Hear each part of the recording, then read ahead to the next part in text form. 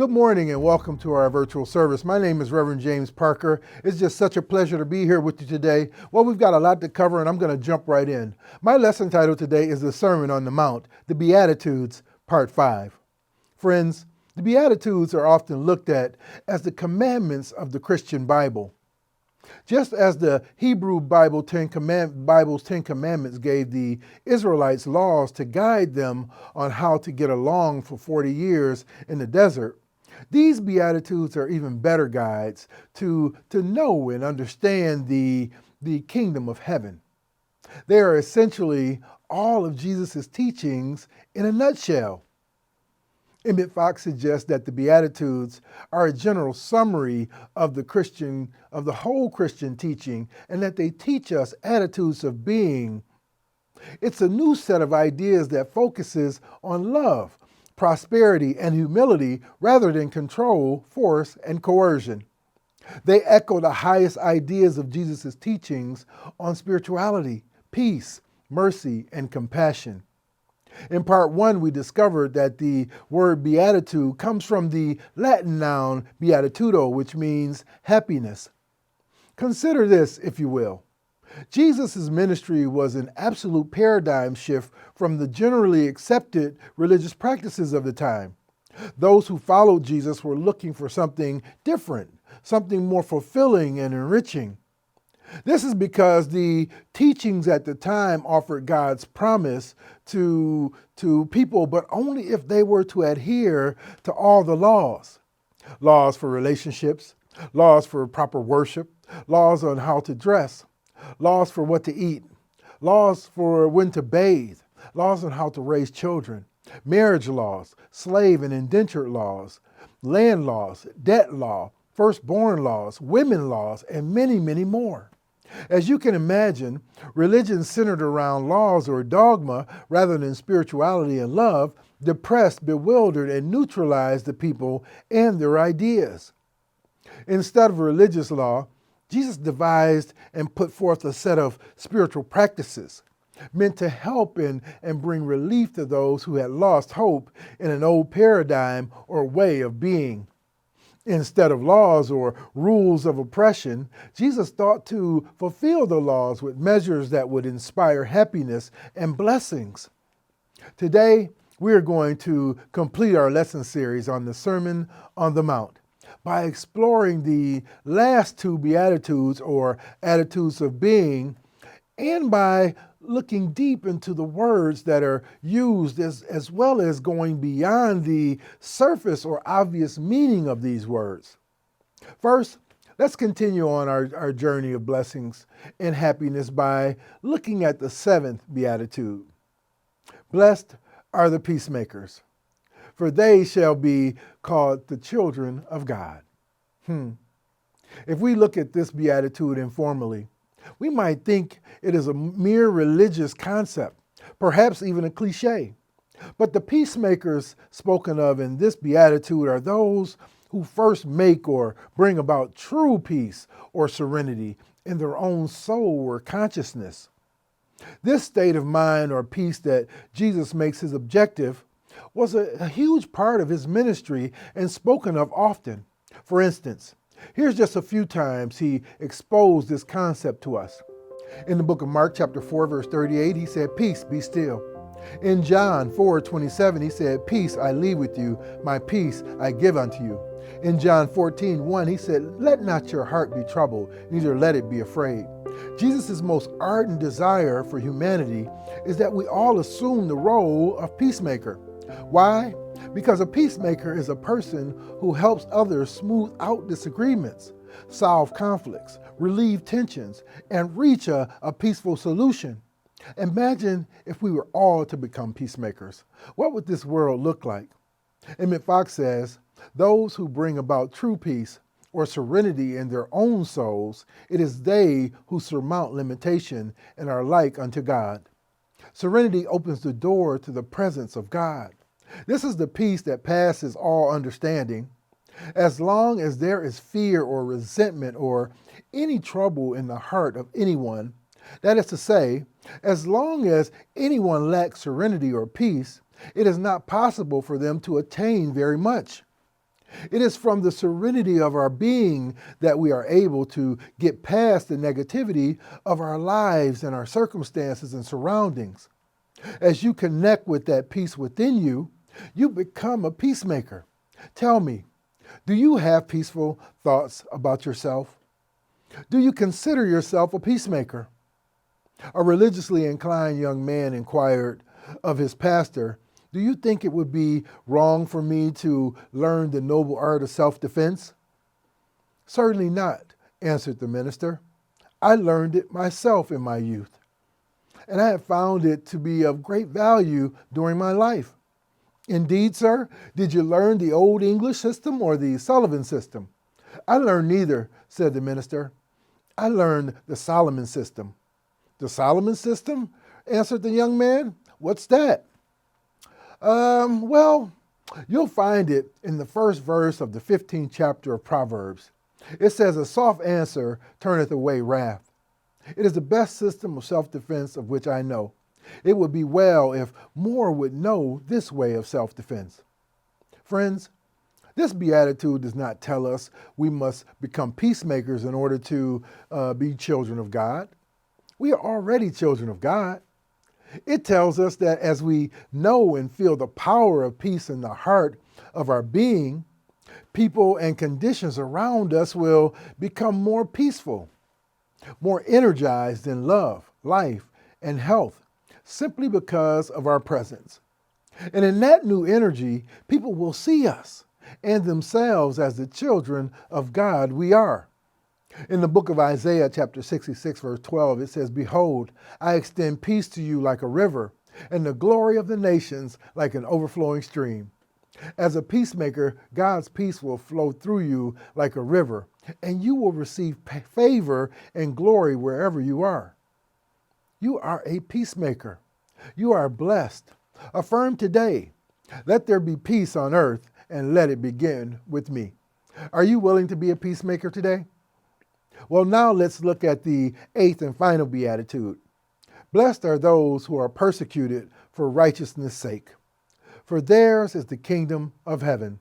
In view of what we know about the key characteristics of the teachings of Jesus, that the will of God for us is happiness, harmony, peace, love, and joy, and that these things are to be attained by fostering right thoughts or righteousness, this seems to be a surprising statement. Jesus tells us again and again that it is our Father's good pleasure to give us the kingdom, and that the way in which we are to receive it is by promoting serenity or peace of the soul and consciousness. He says that the peacemakers who do this, praying in meekness, shall obtain prosperity, shall inherit the earth, have their mourning turned into joy, and that, in fact, whatever they shall ask God in the manner of his teachings, that is what Spirit will manifest and express in our lives. Yet here we are told that it is a blessing to be persecuted as a result of our right thinking or righteousness. And for that, we will triumph. Fox suggests that what Jesus wants us to understand is that the source of all this persecution is none other than our own selves. No outside persecutor, but only our own lower selves. When we find righteousness or right thinking very difficult, when we are very strongly tempted to hold the wrong thoughts about some situation or some person, or about ourselves even, when we give in to fear or anger or heart sickness, then we are being persecuted for righteousness' sake. And this is an extremely fortunate or blessed condition because it is in such moments that we are really progressing. In this beatitude, Jesus is saying you are on the way. And the inward persecution, the not believing you're good enough, not thinking you're smart enough, not owning your own power, each time you give in to the cravings or urges, the unforgiveness still lying deep inside of you, the impatient voice of the inner child, the victim thoughts, These opposing thoughts of the human mind prove the existence of your own self-persecution and gives you the opportunity, if you are aware, to press on past the pull of these negative human attachments and find the power to release your inner divinity. Yes, blessed are those who are persecuted for righteousness' sake, for theirs is the kingdom of heaven. Friends, believe it or not, this beatitude has been erroneously seen as promising a reward after death for pain and persecution suffered in this life. It has even been used through the centuries as a kind of spiritual mind control through which people have been encouraged to accept without question conditions of poverty, slavery, and oppression in this lifetime by quoting this promise of eternal happiness in heaven. That is not what Jesus is saying. The kingdom of heaven is within you. He clearly meant for us to experience the kingdom of heaven in this lifetime, in these bodies. Jesus is trying to explain that those who resist error thinking, who hold fast to truth in a non-resistant, non-judgmental way, are already experiencing the kingdom. What this beatitude is telling us is to look at our thoughts. Our thoughts create our world. Look at what we're holding onto that is blocking our growth, our vibrations and connection. This is the cause of our suffering. We are the cause of our suffering. We are persecuting ourselves. When we are truly connected to the presence of God within us, nothing can cause us to suffer or think erroneously. One day, a housework challenged husband decided to wash his sweatshirt. Seconds after he stepped into the laundry room, he shouted to his wife, "What setting do I use on the washing machine?" "It depends," replied the wife. "What does it say on your shirt?" He yelled back, "University of Illinois." Talk about erroneous thinking. Friends, it may seem that the world is trying to persecute us for our righteousness, our spiritual beliefs, and our connections, but the world does not have that power. If we choose to not be part of the judgment, the victimhood, the suffering, the error thinking, or any negative condition within us or that is a part of our world, then those negative and error platitudes have no power over us. If you simply let go of what you think you know, remove your consciousness from seeing yourself lowly or as purely an earthly being, and challenge yourself to righteously become open to the presence of God, paying attention to the still small voice or spiritual guidance within you, you will become a magnet for good. Your territory will expand. You will be favored as well as spiritually empowered and lifted up as well. In the book of John, chapter 12, verse 32, it says, "When I am lifted up from the earth, I will draw all things to myself." Begin today. Choose the Beatitudes as a means of creating a way for happiness and better living. Yes, blessed are the poor in spirit, for theirs is the kingdom of heaven. Blessed are those who mourn, for they shall be comforted. Blessed are the meek, for they shall inherit the earth. Blessed are those who hunger and thirst for righteousness, for they shall be filled. Blessed are the merciful, for they shall obtain mercy. Blessed are the pure in heart, for they will see God.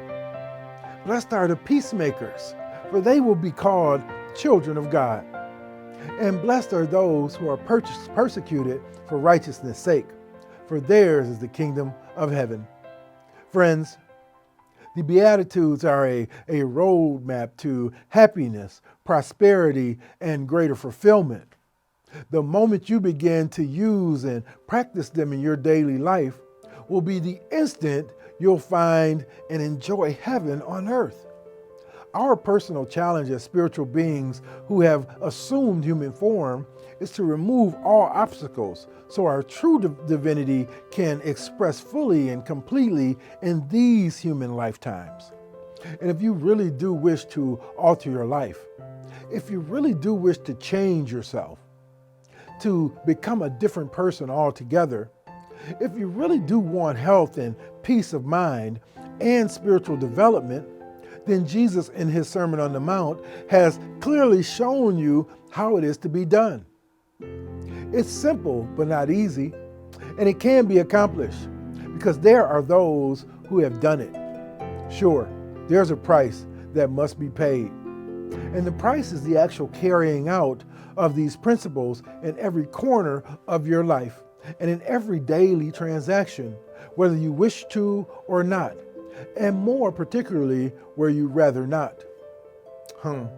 If you are prepared to pay that price, to break with the old and start upon the creation of the new, then the study of the Beatitudes, the Sermon on the Mount, will be your door to freedom. Let this series of lessons become the new attitude or state of mind that leads you to a greater unity, a greater oneness, a greater and deeper connection with Spirit, the only presence and power there is. Friends, God's blessings are like a river. And if you will just allow yourself to practice these 8 blessings or attitudes, your blessings will flow universally and in all places. You will be made whole, happy, prosperous, and you will inherit the heaven on earth that you deserve.